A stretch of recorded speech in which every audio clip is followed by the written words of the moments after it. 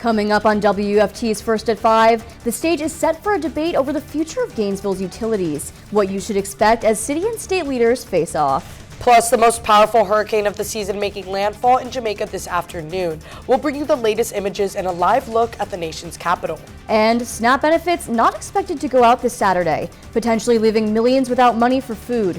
One expert making the case that officials are choosing politics over people. First at 5 starts right now. First at 5. From the University of Florida's College of Journalism and Communications, you're watching WUFT News. 1 week from today, neighbors in Gainesville will once again decide who will take control over Gainesville regional utilities. This is WFT's First at 5. I'm Eva Garcia. And I'm Ciara Carle. The GRU referendum is on the ballot for a second straight year in an ongoing battle between the state-appointed authority board and the Gainesville City Commission. WFT's Dasha Baroni is live in the studio with a preview of tonight's town hall between the leaders on both sides of the issue. Last year, 73% of voters overwhelmingly elected to return the power to hands of commissioners, but the judge ruled the ballots invalid due to misleading language. Now, a week from today, a second referendum will take place for Gainesville voters. Both the city and the authority have taken strong stances on who should be in charge of the utility company. The Florida legislature voted to create the board in 2023, with its members being selected by Governor Ron DeSantis. Since then, the city has fought to gain back control, and things could come to a head tonight as Authority Board CEO Ed Belarski and Mayor Harvey Ward will take center stage to lay out their reasoning to voters. The nonpartisan debate is hosted by Visionaries Incorporated and Alachua County NAACP. It will take place in less than 2 hours at D.R. Williams Fellowship Hall on Northwest 6th Street. The event is free and open for residents to attend. For more information on both sides of tonight's debate, you can go to WUFTs.org. You can find condensed interviews with Ed Belarski, along with the president of Gainesville Residents United, Bobby Murmur, who has helped lead the campaign for city control. Live in the studio, Dasha Baroni, WUFT News. Early voting will also be available starting on Halloween this Friday. From 9 a.m. to 6 p.m. Friday through Sunday, you can vote early at the Supervisor of Elections Office or the Millhopper Branch Library. If you plan on voting November 4th, please visit votealachua.com as polling locations have changed. We're taking a live look at Jamaica's capital city of Kingston, where the waters off the coast are extremely rough. This is a Category 5 Hurricane Melissa, and it continues its movement across the island nation after making landfall around 1 this afternoon. And you can already see the effects of those 185+ mile-per-hour winds on both on land and at sea. This is a video of flooding in Jamaica from earlier today before the hurricane made landfall. Melissa is expected to drop 30 to 40 inches of rain in some areas of the country, with a potential 10+ foot storm surge, landslides, and powerful winds expected to cause major damage. Melissa is already considered one of the most powerful hurricanes in recorded history to make landfall in the Atlantic Basin. That's according to the National Hurricane Center. Here in Gainesville, the University of Florida's Jamaican American Students Association is urging all of those with loved ones in the Caribbean to stay safe and stay informed. We reached out to UFJAMSA this afternoon. Due to the current uncertainty, they are not yet prepared to release a statement. We'll continue to bring you news on the tropics as Melissa continues over the Caribbean. But back home, it's getting chillier and chillier as we close in on Halloween. UF forecaster Reuben Roberts is live in the studio to tell us just how cold it'll get this week and why.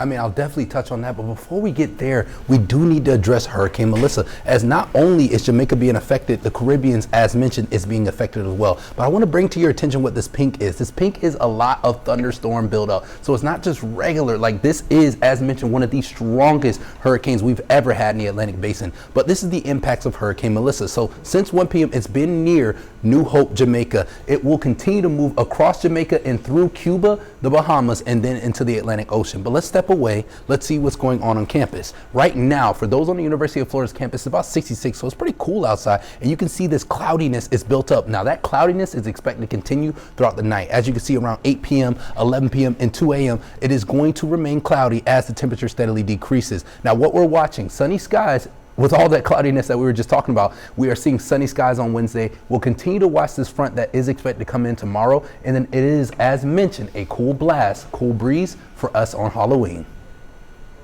Attorney General James Uthmeyer says he is sending a convicted criminal back to Kentucky. 42-year-old Ronald Exantis was sent back to Kentucky after failing to register as a convicted felon in Florida within 48 hours. He had moved to Ocala shortly after his release. Exantis stabbed a 6-year-old to death in 2015. Uthmeyer says the child murderer is back where he belongs at a press conference today. Marion County Sheriff Billy Woods credits the state's collaborative efforts in keeping the community safe. In less than an hour, Florida is set to carry out its 15th execution of the year. 65-year-old Norman Merle Grimm Jr. was convicted for the sexual assault and murder of his neighbor Cynthia Campbell back in 1998. Investigators found Campbell with severe head injuries consistent with being struck by a hammer. During a hearing earlier this month, he waived his right to any appeals. Several agencies, including the Citrus County Sheriff's Office and School Board, teamed up for an undercover online child sex sting. A total of 16 people were arrested. Investigators say in Operation Boogeyman, they posed as underage children on various social media platforms. Detectives say suspects sent inappropriate messages and images, despite knowing they were talking with children. Deputies say among the suspects were men who were already convicted sex offenders. 3 people in Lake City are now facing charges in connection to multiple home invasions reported back in August. Police arrested Trevor Strader, Jakiris Martin, and a Johnny Ward, who are accused of breaking into several homes between August 19 and August 31st. Victims say the suspects wore masks and impersonated police before breaking in. Money, jewelry, clothes, and cell phones were stolen from each home. Deputies in Marion County are looking to identify this man in this video who stole an ATV from a home in Ocala. Investigators say the theft happened last Friday just after noon. After pushing the ATV, a red 1991 Yamaha Banshee, out of the yard, the man started it up and drove away. If you know who he is or have any information, call Marion County Sheriff's Office or Ocala Crime Stoppers. Florida Representative Randy Fine is one of 2 House Republicans calling on the Department of Justice to investigate New York Mail frontrunner Zohran Mamdani. Last week, Representative Fine demanded a review of every naturalization in the past 30 years, beginning with Mamdani and Minnesota Representative Ilhan Omar. Mamdani was born in Uganda but migrated to New York City when he was just 7 years old. Representative Fine went on Newsmax earlier this week to explain why he's calling for an investigation. I think we need to look and see who was allowed to come into this country, and if they do not share our values and they were not honest, they need to be sent home. And I think that starts with Mamdani. Fine previously attacked Mamdani's foreign roots on X, where he called Mamdani, quote, little more than a Muslim terrorist. Muslim organizations across New York condemn this as a racist and Islamophobic attack. If elected, Zohran Mamdani will become the first Muslim mayor in New York City's history. When we return, the clock is ticking on federal funding for food stamps. And with the deadline coming up this Saturday, millions could soon be left hungry. The information you need to know ahead of this weekend and why one expert says this crisis could be prevented. You're watching WUFT-TV News. Beginning in November, the government's long-lasting shutdown could begin to significantly impact impoverished communities. More than 42 million Americans rely on food assistance programs. While October funds were preloaded at the end of September, funds for the month of November will not be loaded. However, the SNAP Contingency Fund could supply food assistance benefits throughout the month. It is a matter of if the Trump administration will pull from it. The Agricultural Department says it can't use those funds during a shutdown, and states won't be reimbursed if they cover it on their own. So there actually is money for November in the contingency fund, but the White House is refusing to use this pot of money. It's about $5 to $6 billion that will help pay for benefits in November. The White House claims the contingency fund can't be used. However, the government is legally required to pull from this backup pot of money. Many states are moving forward with lawsuits against the Trump administration in hopes that the SNAP benefits will continue regardless of the government's shutdown. We are keeping our eye on the tropics. Right now, we're looking at the 2 fronts that is keeping Melissa away from North Central Florida. I'll have more for you about what these cold fronts have for North Central Florida and how it's keeping Melissa away. Next. You're watching WUFT-TV News. HCA's North Florida Hospital has a new chief medical officer. Dr. Alex Gumaroff was named CMO today. He comes to Gainesville from Palm Beach County. In a statement, Gumaroff says he looks forward to collaborating with the exceptional team to set new standards of excellence in healthcare. The school board of Marion County wants your help in their search for a new superintendent. MCSB invites community members to attend their Zoom and in-person forums where they can provide feedback to the board. The first meeting is in person at Bridgeway Academy. That'll be on November 4th at 6 p.m. That meeting will be followed by 2 virtual Zoom meetings. The first will be November 6th at 6:30 p.m. and the second will be November 10th at 5:30 p.m. Take in the fall-autumn season this weekend at the 50th Micanopy Fall Festival. The festival will feature 200 booths with local and visiting artists. Live entertainment, as well as food vendors, will also be present during the weekend. The event is free for the public to attend. Well, guys, speaking of fall, I'm getting so excited for Halloween. What's everyone being? Well, I'm going to be a nurse, which is a little different from a reporter or anchor, but can you tell us a little bit about this chilly weather that's going to come up for Halloween? I mean, absolutely. I do want to make our audience aware. It does look like it's going to be a pretty cold night for Halloween night. So if you do plan on going trick-or-treating or going out, I do recommend bringing some type of sweater or jacket. But let's see what's going on right now on campus. As you can see right now, it is pretty cloudy. The cloudiness is the big part of what I'm seeing right now on campus. It's about 66, so it's a little bit more cool. And looking at the humidity, it was in the 20s and 30 percentile last week. Now it's at the 80s, so it's back to normal, but the humidity is expected to drop again. I'll talk a little bit more about that later. Another big thing, not just Gainesville is seeing a lot of cloud. You can see this cloudiness is all over north central Florida. You can see it's just completely swarming it. But it's ironic, it is completely going to be gone tomorrow as we expect sunny skies. As we look at tonight though, it is expected to continue to be cloudy, partly cloudy, partly cloudy, and partly cloudy. The temperature is expected to continue to decrease as we get into the nighttime as well. Now, speaking of low temperatures, we will be seeing, it's going to be about 50s more inland. So you can see with Gainesville about 54, but those along the coast may be a little bit more warmer with St. Augustine 61, Daytona about 62. So what we're expecting for inland, at least for Wednesday morning, is in the 50s and the highs. They're not getting that hot. I mean, you don't see any 60s across this board. I mean, Gainesville at 78, Stark, Florida 77. So that's pretty much to be expected. 50s are your lows, 70s are your highs. But looking at this future cast, this was a big story. This cold front that is moving away was preventing Melissa, and this cold front, they're basically tag teaming Melissa and keeping Melissa away from north central Florida at all costs. Now, this cold front here will be bringing in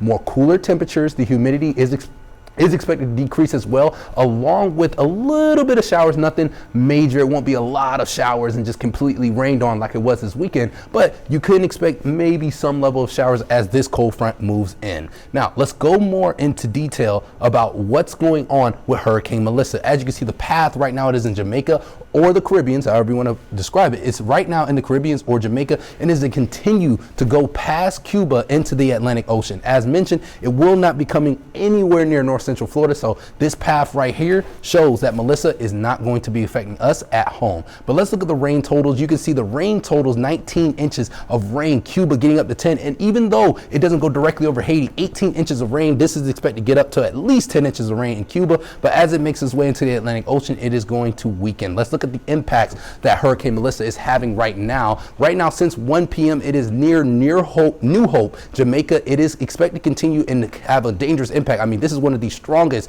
hurricanes that we've seen in the Atlantic Basin of all time, and its current trajectory is from Cuba all the way to the Bahamas, going into the Atlantic Ocean. Now, this is a big story. So this is what we're looking at for Friday night, Halloween. It's going to be about 45. So as mentioned, it is going to be really cool, but that's just not Halloween. All of these days, Thursday, Friday, Saturday, is expected to hit the 40s. But let's look at the 7-day outlook. Right now, you can see about 70s is going to be your highs, and 40s, depending on where you're at, will be your lows. So we expect to be in around the 40s and the 50s as far as lows go. But let's specifically focus on Halloween. Good news, it is going to be sunny. Don't expect showers that day. Bad news, it will be in the 40s, in the 50s, depending on where you are trick-or-treating or where you're going for Halloween. So that's good and bad news, as it is going to feel cold, but it is going to be sunny, so no need to bring an umbrella. But as we look at the rest of the week, it is expected to stay sunny, but it is definitely going to be cold. A second North Central Florida football coach is celebrating a big milestone. Earlier this month, we told you about Williston's head coach achieving 200 wins. Now Hawthorne head coach and former Gator Cornelius Ingram has just won his 100th game. All new at 5, WFT's Alyssa Britton-Harr went down to Hornets country to talk with Coach Ingram about what's next. A feat not too many head coaches can receive, but Hawthorne head coach Cornelius Ingram can check it off his list. Last week, he secured his 100th win under the Friday Night Lights. and now he's looking forward to scoring many more. To reach 100 wins is very special, because I know a lot of coaches that coach high school football, never even witnessed this opportunity.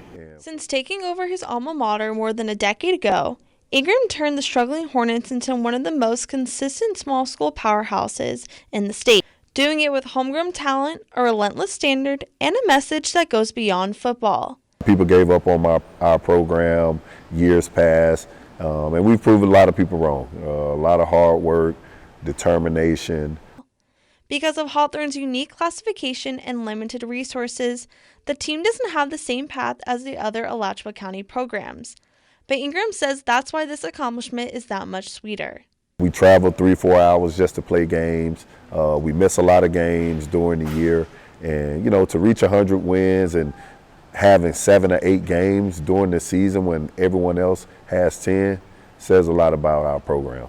From leading this team to multiple state championships to shaping young men into leaders on and off the field, Ingram's impact is felt throughout the Hawthorne community.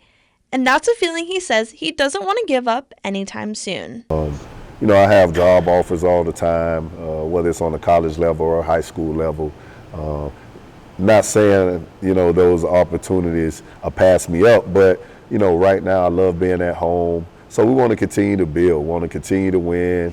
Ingram has turned Hawthorne into a respected program, and he has no plans of stopping anytime soon. Reporting in Hawthorne, Alyssa Britton-Harr, WUFT News.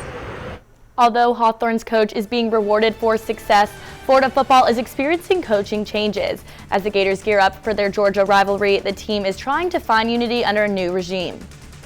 And a mystery box was wheeled into a local Publix on Tuesday morning. We'll show you what was inside after the break. You're watching WUFT-TV News. Welcome to sports. I'm Brooke Park. The Florida Gators are not winning a national championship this year, but players and fans had a close-up look at the hardware they hope to one day get their hands on Tuesday. The fans are always excited to see the trophy because they know what it means in college football. It is hard. People in Florida know it's really hard to get to the top of the mountain, but showing them this piece in person, they light up. They love to get a photo. So yeah, it's great traveling around with it. People in Gainesville took photos with college football's top prize while shopping at a local Publix. The college football playoff trophy then went to a local Walmart and is now on its way to Coral Springs just outside of Miami. Back to Gators football, and the team has been adjusting to a new coaching alignment over the past week. And senior Austin Barber hopes to cross something off his bucket list this weekend, beating Georgia in his hometown. With coaches in new positions, Barber says the team continues to focus on their new motto. I think just, playing for the patch, I think, and, playing for the name on our back, that's, the big thing for us. We got a lot of seniors out there, and then you want to go put out a good product for them. And, I think it's just like playing for the university, playing for the fans. It's been half a decade since the Gators beat the Bulldogs. In their past 4 meetings, they have failed to score more than 20 points in each game. The Gators and Bulldogs kick off in Jacksonville at 3:30 p.m. on Saturday. Over on the court, 2 basketball transfers are on award watch lists as the season gets set to begin. Monday, Arkansas's transfer Boogie Flan was named to the Bob Cousy Point Guard of the Year list. Flan averaged 13.5 points per game last year and won preseason second-team All-SEC. Tuesday, Princeton transfer Savion Lee was named to the Jerry West Shooting Guard of the Year list. Lee is a 2-timer, first-team Ivy League performer and averaged almost 17 points per game. Swinging it over to the T-Box, the Florida men's golf team is in match play against Ole Miss at the East Lake Classic. The Gators are currently winning 3-2 against the Rebels. Luke Poulter and Parker Bell won their matches, and Jack Turner is currently 1 up. If the Gators advance, they will play the winner of Virginia and Arizona State's match play on Wednesday. And locally, 2 high schools are looking to win the volleyball regional finals. Union County is at Branford High tonight at 7. The winner will face either Moorhaven or Williston, who also play tonight. Before we go, the NBA's betting scandal is trickling down to college sports. The SEC is working on getting sports betting for college athletes overturned, with other conferences likely to follow suit. That's it for sports. A final look of the weather after the break. Finally tonight, UF Health's tiniest patients are all set for Halloween. Hospital officials posted these pictures of the babies in the NICU dressed up as all types of little bugs and even a few men of steel. The costumes were handmade and were coordinated by the March of Dimes Family Support Coordinator. Well, that was adorable. Reuben, can you tell us what we can expect for the weather this week? I mean, I love seeing those costumes that those babies were dressed in. Speaking of Halloween, I wanted to put a little bit of an emphasis on that day. This Friday coming up, it is definitely going to feel a little bit cold and cool. I mean, the high is 69 and in the low, you'll be seeing in the 40s. Thank you so much, Reuben, and thank you all for joining us.